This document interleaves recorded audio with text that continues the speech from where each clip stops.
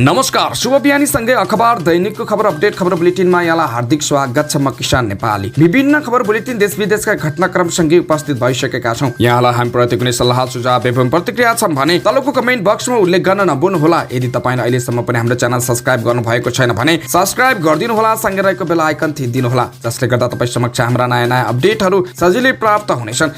दर्शकबिन तपाईले हामीलाई कहाँदेखि हेर्दै अनि सुन्दै हुनुहुन्छ त पनि उल्लेख गरिदिनु होला। आज पहिलो पटक हेर्दै हुनुहुन्छ भने फर्स्ट टाइम भनेर कमेन्ट गरिदिनु होला र रेगुलर रूपमा हामीलाई हेर्दै आउनु भएको छ भने पनि रेगुलर भनेर कमेन्ट गरिदिनु होला। र अन्त्यमा हाम्रो यो भिडियो सबैमाझ पुर्याउनका लागि भिडियोमा एक लाइक अवश्य गरिदिनु होला। आउनुहोस् खबर बुलेटिन सुरु गरौँ मुख्य खबरका शीर्षकबाट। कोप 28 मा भाग लिन प्रधानमन्त्री दाहाल यूएई प्रस्थान। फेवाताल संरक्षणका लागि सर्वोच्च फैसला कार्यान्वयन गर्न मुख्यमन्त्रीको संयोजकत्वमा समिति गठन। वर्तमान व्यवस्थाभित्र रहेर नागरिक अवस्था परिवर्तन गर्छौं, रवि लामेछानेको भनाई। रेडियो नेपाल प्रति संचार मन्त्री रेखा शर्माको असन्तुष्टि। लमजुङको दार्जीमा नेपालमा पहिलो समलिङ्गी विवाह दर्ता। सोडिमु आगले बने राष्ट्रसभाका उपसभापति सुमन सहमहामन्त्री। कांग्रेस बैठक भूकम्प प्रभावितको आवास निर्माण का लागि तीव्रता दिन ध्यानाकर्षण। पुनर्निर्माणका लागि ठूलो धनराशि आवश्यक, अर्थमन्त्री महतको धारणा। मुगुको सामूहिक हत्याकाण्डको सफल अनुसन्धान गर्ने 13 जना प्रहरी सम्मानित। खाद्य सम्प्रभुता सम्बन्धी ऐनको परीक्षण प्रतिवेदन सार्वजनिक। समाजलाई सरकारमा मुद्दा सम्झाउन स्मृति सम्मेलन। बन्द नगर्ने इन्टरनेट सेवा प्रदायको अनुमति खारेज गर्ने प्राधिकरणको चेतावनी। 16औं योजनामा सामाजिक न्याय र लैङ्गिक समानतालाई प्राथमिकतामा राख्ने चासो। मन्त्री परिषदले तय गर्यो राष्ट्रिय सभाको निर्वाचन समिति। एन्टिबायोटिकको प्रयोग नियन्त्रण बाहिर मानव स्वास्थ्यमा गम्भीर असर पर्ने विज्ञहरूको चेतावनी। देशमा सुशासन कायम हुन सकेन, अध्यक्ष ओलीको आरोप। विपिन जोशीका बुबाआमा भन्छन् कति बेला छोरा सम्पर्कमा आउला भनेर समाचार हेर्दै बस्छौं। भुटानी शरणार्थी प्रकरण उच्च अदालतमा आजबाट जवाफी बहस हुने। अरू सामाजिक सञ्जाल र एपमाथि पनि सरकारको निगरानी। कानुनी सहायता सम्बन्धी सम्मेलन भारतमा सम्पन्न, नेपालका प्रधान न्यायाधीश सहित सहभागी। अरू विषय पढेकाले पनि अंग्रेजी र नेपालीमा एमए गर्न नपाउने। कोशी प्रदेशको बजेट सर्वसम्मत पारित। यो वर्ष सरकारले 5 लाख क्विन्टल धान किन्दै र पोखरा र लुम्बिनी बीचको खेल गोल रहित बराबरीमा सकियो। अब समाचार विस्तारमा।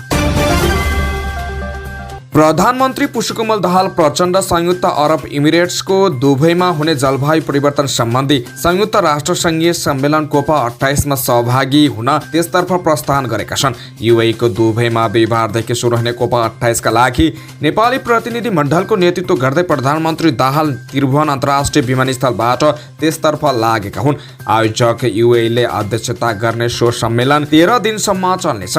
कोप 28 मा सहभागिता सँगै अति कम विकसित देशहरूको तर्फबाट नेपालले अध्यक्षताको प्रतिनिधित्व गरी जलवायु परिवर्तनले अति कम विकसित देशमा पारेको असरलाई उल्लेख गर्दै जलवायु जन्य न्याय र क्षतिपूर्तिका लागि सशक्त रूपमा आवाज उठाउने तयारी गरेको छ। कोप 28 मा नेपालमा जलवायु परिवर्तनबाट परेको असर र त्यसको प्रभावको दृष्टान्त सम्मेलनमा देखाउने तयारी नेपालले गरेको छ। प्रधानमन्त्री दाहाल नेतृत्वको टोलीमा वन तथा वातावरण मन्त्री वीरेन्द्र महतो सँगै सरकारी अधिकारीहरू रहेका छन्। गण्डकी प्रदेश सुरक्षा समितिको बैठकले फेवाताल संरक्षणका लागि सर्वोच्च अदालतको फैसला कार्यान्वयन गर्न सहजीकरण समिति गठन गरेको छ। मुख्यमन्त्री सुरेन्द्र राज पाण्डेको संयोजकत्वमा 11 सदस्यीय समिति गठन भएको हो। सर्वोच्च अदालतले 2080 असार 4 गते गरेको फैसला कार्यान्वयनका लागि गठित समितिको सदस्यमा पोखरा महानगरपालिकाका मेयर, गण्डकी प्रदेश सरकारका मुख्य सचिव, मुख्य न्यायाधिवक्ता, पश्चिम पृतना हेडक्वार्टरका पृतनापति, काशीका प्रमुख जिल्ला अधिकारी, ताल संरक्षण विकास समितिका कार्यकारी निर्देशक, गण्डकी प्रदेश प्रहरी कार्यालयका प्रहरी नायब महानिरीक्षक, सशस्त्र प्रहरी बल नेपाल नम्बर 4 मुक्तिनाथ वाहिनीका सशस्त्र प्रहरी नायब महानिरीक्षक, राष्ट्रिय अनुसन्धान गण्डकी प्रदेश कार्यालयका अनुसन्धान निर्देशक रहेका छन्। यस्तै सदस्य सचिवका रूपमा पोखरा महानगरका प्रमुख प्रशासकीय अधिकृत रहेका छन्। फेवाताल संरक्षणका लागि सर्वोच्च अदालतको फैसला कार्यान्वयन गर्न गठित सहजीकरण समितिको बैठक सञ्चालन, निर्माण कार्यान्वयन एवं कार्य व्यवस्थित गर्न कार्यविधि निर्माण र आवश्यक बमोजिमका उपस्थिति गठन गर्दै जाने मुख्यमन्त्री पाण्डेको अध्यक्षतामा बसेको बैठकले निर्णय गरेको छ। राष्ट्रिय स्वतन्त्र पार्टीका सभापति रवि लामिछानेले वर्तमान व्यवस्था भित्र रहेर नागरिक अवस्था परिवर्तन गर्न आफूहरू आएको बताउनु भएको छ। बुधबार जनकपुर धाममा सञ्चारकर्मीहरूसँग कुराकानी गर्दै सभापति लामिछानेले वर्तमान विद्यमान व्यवस्था भित्र रहेर नागरिकहरूको अवस्था परिवर्तन गर्न आफूहरू आएको बताउँदै शासकीय रूपमा केही कमजोरी रहेको उल्लेख गर्नुभयो। उहाँले शासकीय रूपमा भएका कमजोरीहरूलाई चुनावबाट मात्रै परिवर्तन गर्न सकिने बताउनुभयो। उहाँले भन्नुभयो, नीति विचारका बारेमा हामीले दस्तावेजीकरणको काम गरेका थियौं, त्यसलाई पास गरेका छौं। हामी अहिले भएको विद्यमान व्यवस्था भित्र रहेर नागरिकको अवस्था परिवर्तन गर्न आएका दल हौं। यद्यपि प्रशासकीय स्वरूपमा केही कमी कमजोरी छन्। यो परिवर्तन गर्ने उपाय भनेको चुनाव मात्रै हो। परिवर्तनलाई स्वीकार गरेर नागरिकका दुःख सुखलाई प्राथमिकतामा राखेर काम गर्नेछौं। सभापति लामिछानेले मधेसलाई केन्द्रबिन्दुमा राखेर आफ्नो पार्टी अघि बढिरहेको दाबी पनि गर्नुभयो। स्रोत साधन पर्याप्त हुँदाहुँदै पनि रेडियो नेपालले अपेक्षित आर्थिक विकास गर्न नसकेको भन्दै सञ्चार तथा सूचना प्रविधि मन्त्री रेखा शर्माले असन्तुष्टि जनाएकी छन्। स्रष्टा र कर्मचारीलाई बेलामा पारिश्रमिक समेत उपलब्ध गराउन नसक्ने अवस्था आउनुको कारण खोजी गर्नुपर्ने उनले बताएकी छन्। स्रष्टासँग गीत सङ्गीत र रेडियो नेपाल विषयको राजधानीमा बुधबार भएको अन्तर्क्रिया कार्यक्रममा उनले यस्तो बताएकी हुन्। सरकारी रेडियो भएकाले रेडियो नेपाल निजी क्षेत्रका रेडियोहरूका तुलनामा अत्यन्तै ठूलो स्रोत र साधन सम्पन्न छ। तैपनि आर्थिक रूपले सबल हुन नसक्नुको कारण खोजी गर्न आवश्यक भएको उनले बताएकी छन्। उनले भनिन्, अहिले जति पनि रेडियोहरू छन् सीमित स्रोत साधनको बीचबाट उनीहरूले गरेको विकास र अत्यन्तै ठूलो स्रोत र साधनका बीचबाट हामीले गर्न नसकेको विकास यहाँ के अन्तर्विरोध हो, के यो अन्तर्विरोधी हो, यसको खोजी गर्न जरुरी छ। कर्मचारीको तलब दिन पनि हार गुहार गर्नुपर्ने अवस्थामा पुगेको भन्दै यसको अवस्था सुधारका लागि कानूनमा सहज वातावरण बनाउन मन्त्रालय सधैँ तयार रहेको पनि उनले बताएका छन्। उनले भनिन्, सिरानीमा सुन राखेर नुन खोज्न हिँड्ने जस्तो हामी भयौं। सम्पत्ति छ तर त्यसलाई प्रयोग गर्न सकेका छैनौं। तलब दिन पनि हार गुहार गर्नुपर्ने अवस्थामा हामी पुगेका छौं। यसलाई गहिरो समीक्षा आवश्यक छ। कानूनी रूपमा बाधा छ भने बाटो खोलौं। मन्त्री परिषदबाट गर्नुपर्ने हो कि मन्त्रालयबाट गर्नुपर्ने हो, हामी यसका लागि तयार छौं। लमजुङको दोर्जी गाउँपालिकाले एक समलिङ्गी जोडीको विवाह दर्ता गरेको छ। सर्वोच्च अदालतको आदेश एवं राष्ट्रिय पञ्जीकरण विभागको निर्देशन अनुसार दोर्जी गाउँपालिका 2 को वडा कार्यालयले विवाह दर्ता गरेको हो। लमजुङको दोर्जी गाउँपालिका 2 का रामबहादुर गुरुङले नवलपरासीको कावस्थित नगरपालिका 8 का सुरेन्द्र पाण्डेसँग समलिङ्गी विवाह गरी दोर्जी गाउँपालिका 2 को वडा कार्यालयमा समलिङ्गी विवाह दर्ताका लागि निवेदन दिएका थिए। समलिङ्गी विवाहको वकालत गर्दै आएका अधिकार कर्मी सुनिल बाबु पन्तले समलिङ्गी विवाह नेपालकै पहिलो भएको दावी गरे। उनले भने, आजको दिन नेपालमा समलिङ्गी अधिकारका लागि कोसे ढुङ्गा हो। यो नेपालमा मात्रै नभएर दक्षिण एसियामा नै पहिलो घटना हो। गाउँपालिकाले विवाह दर्ता गर्न नमानेपछि उनीहरूले राष्ट्रिय परिचय पत्र तथा पञ्जीकरण विभागमा उजुरी गरेका थिए। विभागले सर्वोच्च अदालतको आदेश अनुसार अस्थायी अभिलेख रहने गरी विवाह दर्ता गर्न निर्देशन दिएको थियो।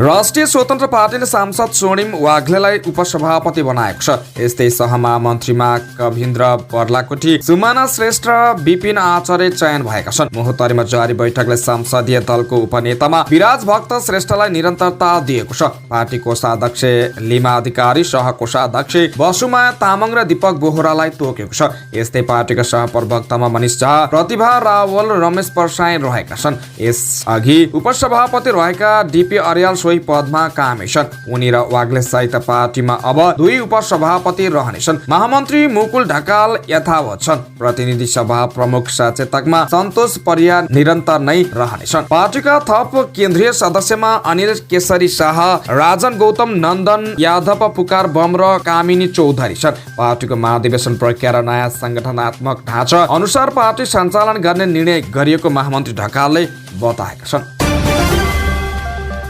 सत्तारूढ दल नेपाली कांग्रेसले जाजरकोट र रुकुमका भूकम्प प्रभावित अस्थायी आवास निर्माणलाई तीव्रता दिन सरकारको ध्यानाकर्षण गराएको छ। पार्टी सभापति शेरबहादुर देउवाको निवास धुम्बाराहीमा हिजो भएको पदाधिकारी र पूर्व पदाधिकारीहरूको बैठकले सरकारको ध्यानाकर्षण गराएको प्रचार विभाग प्रमुख मिनबहादुर विश्वकर्माले बताएका छन्। बैठकपछि सञ्चारकर्मीहरूसँग कुराकानी गर्दै उनले भने बैठकमा जाजरकोट केन्द्रबिन्दु बनाएर गएको भूकम्पबाट प्रभावितहरूको अवस्था, आवास निर्माण सम्बन्धमा के कस्तो काम भइरहेको छ र सरकारले दिने अस्थायी आवास निर्माणका लागि दिने रकम पुग्यो पुगेन यसबारे रक्षा मन्त्री र अर्थमन्त्रीसँग जानकारी लिने काम भयो। रकम पुगे पनि स्थानीय तहमा र पीडितका हातमा नपरेको कुरामा गम्भीर भएका छौं, छिटै नै पठाउँछौं भन्ने कुराको जानकारी आएको छ। यस्तै सरकारले अस्थायी आवास निर्माण लागि दिने भनिएको 50,000 एकैपटक दिन सरकारसँग कांग्रेसले माग गरेको पनि उनले बताए। उनले भने पार्टीको तर्फबाट त्यो रकम 2 किस्तामा दिने भनिएकोमा जम्मा 50,000 रुपियाँ पैसा दिने त्यो पनि दूरदराजमा छ। यसलाई व्यवहारिक कठिनाई हुन सक्छ, त्यसैले 50,000 एकैपटक दिनुपर्छ भन्ने पार्टीको तर्फबाट मन्त्रीलाई सुझाव राखेको छ। पार्टीको महासमितिको बैठक पुस 16 र 19 गते हुने जानकारी दिँदै उनले मुलुकमा अहिले देखिएको राजनीतिक तरलतामा पार्टीको तर्फबाट सबै विषयलाई जवाफ दिने हिसाबमा महासमितिको बैठक सम्पन्न गरिने बताएको छ।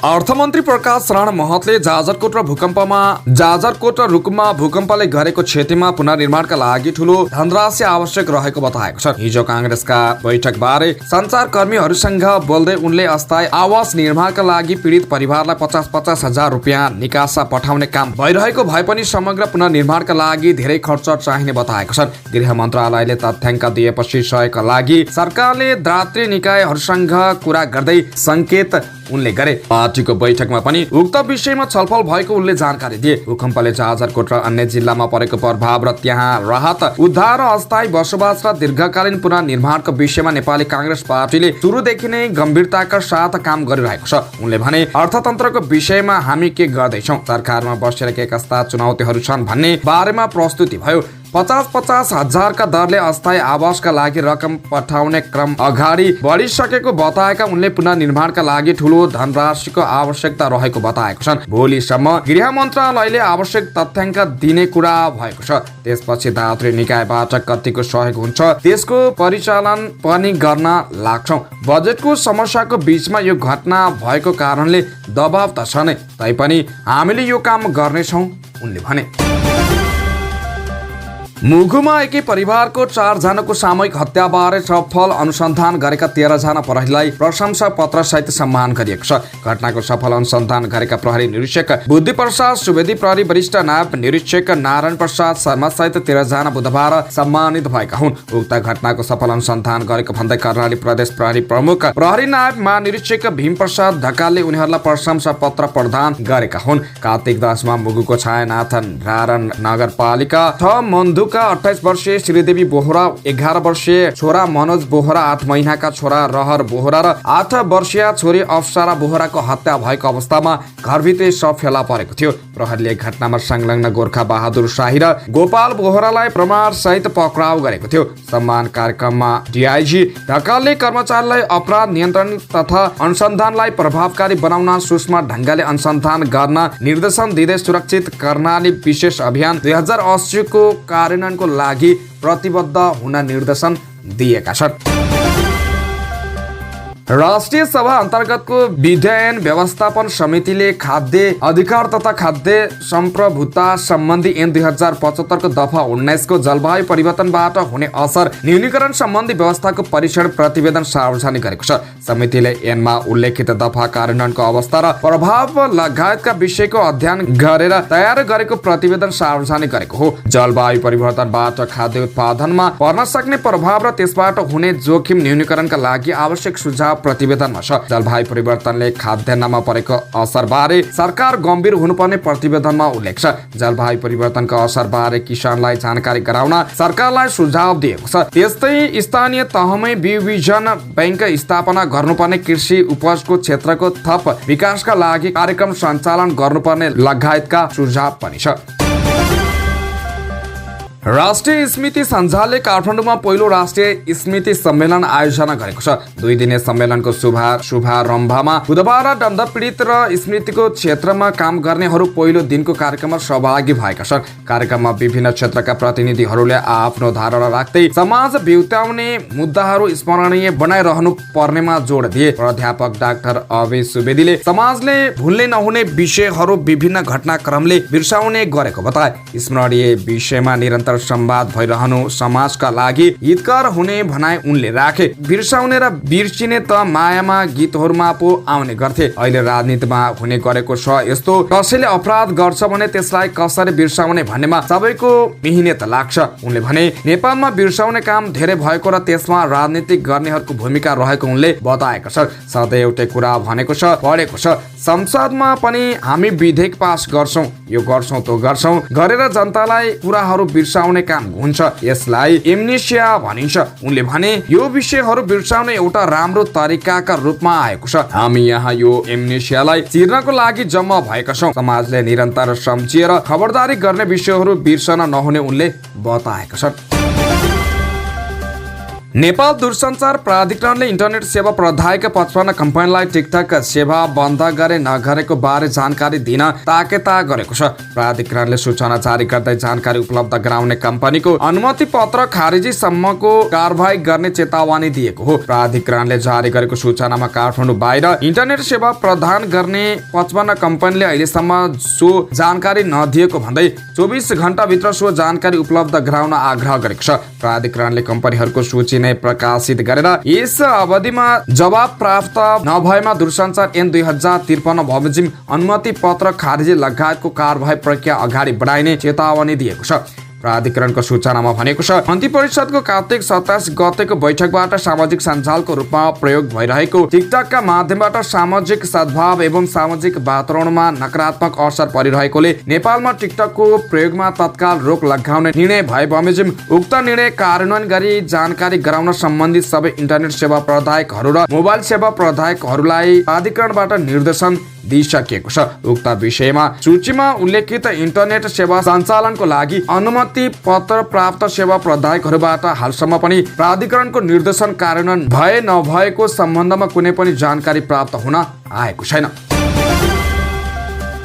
16औं पञ्चवर्षीय योजनामा महिलालाई प्राथमिकतामा राखी सामाजिक न्याय र लैङ्गिक समानताका विषयलाई सशक्त रूपमा समावेश गर्न संसदीय संसद, राष्ट्रिय योजना तथा महिला आयोग महिलाका विषयमा आवाज उठाउँदै आएका विभिन्न सङ्घ संस्था लगायत सरकारवालाले हिजो छलफल गरेका छन्। लैङ्गिक हिंसा विरुद्धको 16 दिने अभियान अन्तर्गत काठमाडौँमा आयोजित कार्यक्रममा महिला बालबालिका तथा ज्येष्ठ नागरिक मन्त्री सुरेन्द्र राज आचार्यले 15औं योजनामा उल्लेख गरिएका र संविधानमा भएका विषयहरूको कार्यान्वयन पक्ष निकै फितलो भएको उल्लेख गर्दै अब कानूनमा भएका हक अधिकारको कार्यान्वयन गर्नुपर्नेमा जोड दिए। संघ, प्रदेश र स्थानीय तह गरी 3 तहकै सरकार महिलामाथि हुने हिंसा अन्त्य गर्न तथा सामाजिक न्याय दिलाउन लागि मात्र गरिएको कार्यक्रमहरू प्रभावकारी हुने धारणा उनले राखे। उनले भने 3 तहको सरकार छ, संघमा मात्र महिला हिंसा र सामाजिक न्यायको विषयमा बोलेर पुग्दैन। जागरण ल्याउने कार्यक्रमहरू प्रदेश र स्थानीय तहमा पनि पुर्याउनु पर्छ।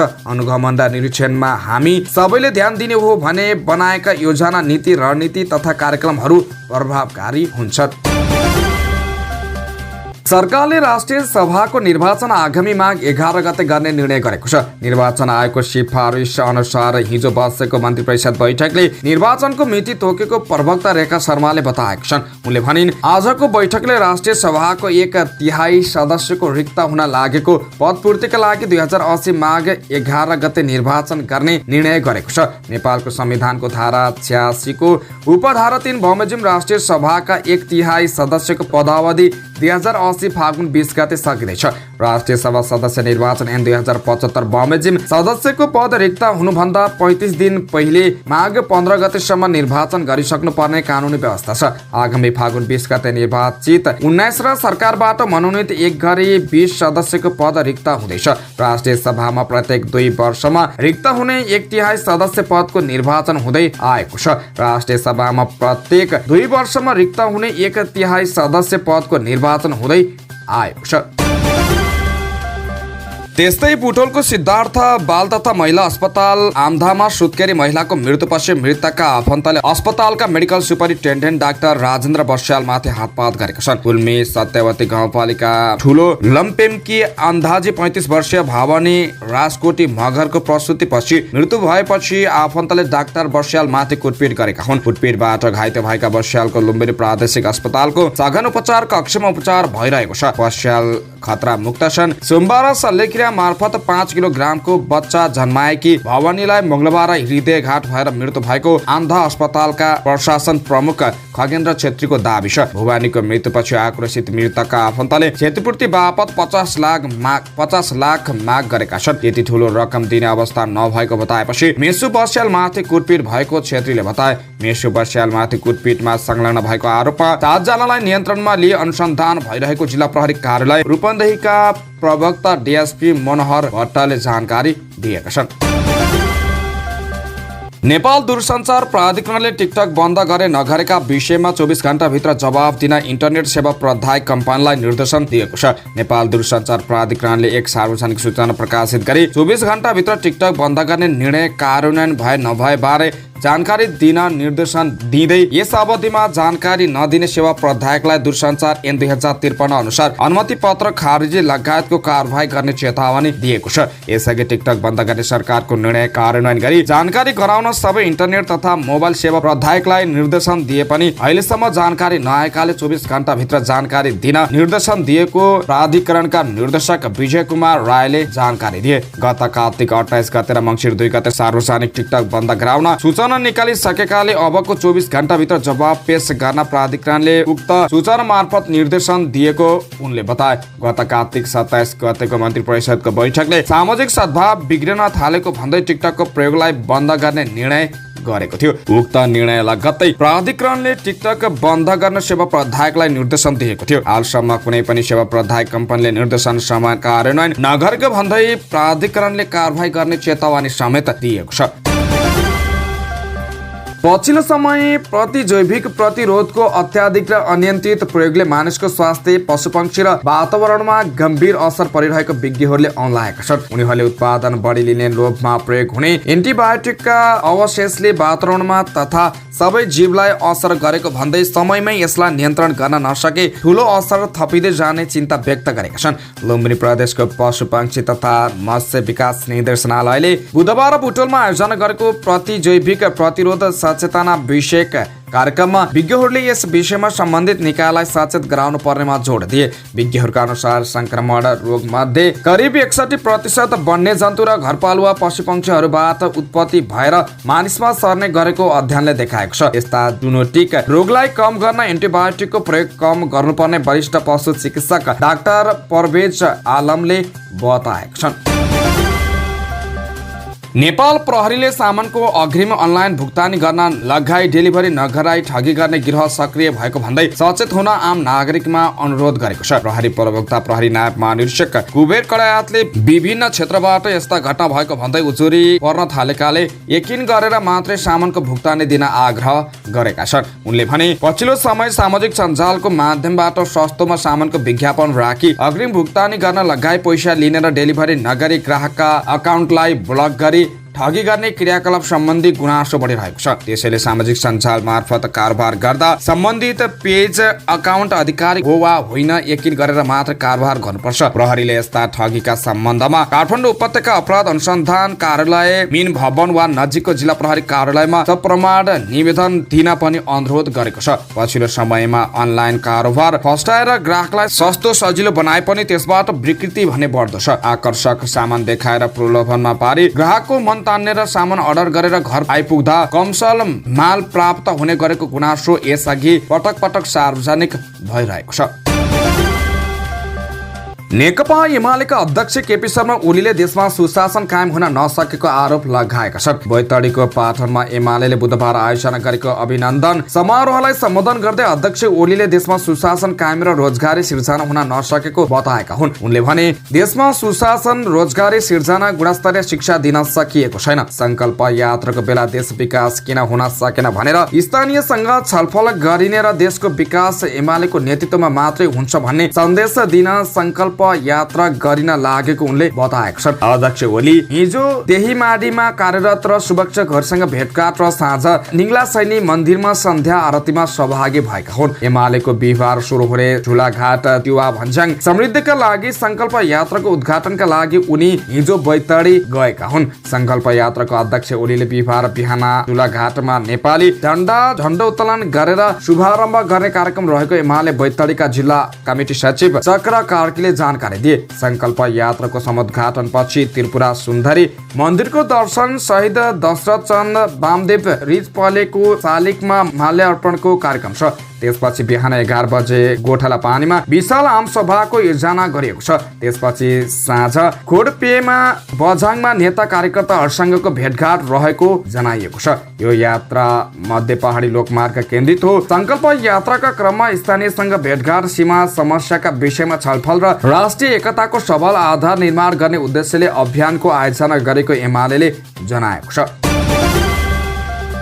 इजरायल र आतंकवादी समूह हमासबीच युद्धविरामको घोषणा भएपछि उक्त समूहको नियन्त्रणमा रहेका भनिएका विपिन जोशीको सकुशल रिहाईको आशामा उहाँका बुबा आमाको दैनिकी समाचार हेरेर बितिरहेको छ। हमासले पटक पटक विभिन्न नागरिकलाई रिहा गरे पनि विपिनको कुनै समाचार नआउँदा उनका बुबा आमा साह्रै चिन्तित छन्। हिजो गृह जिल्ला आइपुगेका परराष्ट्र मन्त्री नारायण प्रसाद साउदलाई भेटेर विपिनको शीघ्र रिहाईका लागि उनीहरूले आग्रह गरेका छन्। कति बेला छोरा सम्पर्कमा आउला भनेर समाचार हेर्दै बसेकी हुन्छु, आमा पद्माले भने समाचार हेर्दै दिन बित्छ। विपिन गत असोज 20 गतेदेखि सम्पर्क विहीन छन्। उक्त दिन हमासले इजरायलको पश्चिमी भागमा किबुचमा अन्धाधुन्ध आक्रमण गरेको थियो। उक्त आक्रमणमा परि 10 जना नेपाली विद्यार्थीको मृत्यु भएको थियो। नेपाल सरकारले विपिनको रिहाईका लागि विभिन्न माध्यमबाट कूटनीतिक प्रयास गरिरहेको बताएको छ। विपिनका बुबा महानन्दले सरकारी प्रयास सशक्त नभएको गुनासो गरेका छन्। उनले भने सरकारले जोडतोडले पहल गरिदिएको भए मेरो छोरा पनि हिजो अस्ति नै छुट्थ्यो कि जस्तो लाग्छ। नक्कली भुटानी शरणार्थी प्रकरणमा काठमाडौँ जिल्ला अदालतले दिएको थुन्सेका आदेश विरुद्धको पुनरावलोकन निवेदन माथिको सुनाईमा हिजो सरकारी वकिलले बहस गरेका छन्। उच्च अदालत पाटनमा गत हप्तादेखि सुरु भएको सुनाईमा हिजो 3 जना सरकारी वकिलको बहस सकेर हेर्दैमा राखिएको हो। आज सरकारी वकिलको बहस सकिएपछि प्रतिवेदकहरूका कानुन व्यवसायीहरूले जवाफ बहस गर्नेछन्। नेपाली नागरिकलाई नक्कली भुटानी शरणार्थी बनाएर अमेरिका पठाउन नेपाल सरकारका मन्त्री र उच्च सरकारी कार्यालय समेत संलग्न भएको भन्दै मुद्दा चलेपछि गत असार 1 गते काठमाडौँ जिल्ला अदालतले 2 जना बाहेक सबै अभियुक्तलाई पूर्व पक्षका लागि थुनामा पठाउन आदेश गरेको थियो। थुनामा परेका बालकृष्ण खाँड, टोपबहादुर रायमाझी सहितका व्यक्तिले थुन्सेका आदेश विरुद्ध उच्च अदालतमा पुनरावेदन गरेका हुन्।